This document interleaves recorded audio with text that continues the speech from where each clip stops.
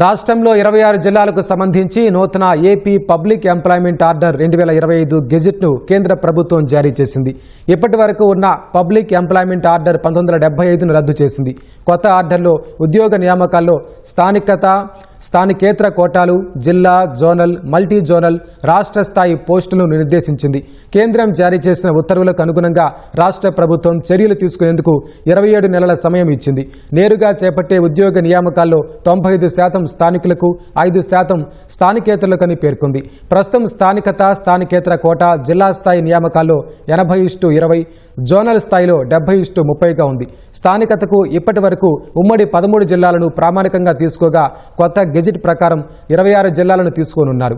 కేంద్ర ప్రభుత్వ ఆదేశాలకు అనుగుణంగా రాష్ట్ర ప్రభుత్వం ఉత్తర్వులు జారీ చేస్తే ఆ మేరకు నియామకాలు జరుగుతాయి.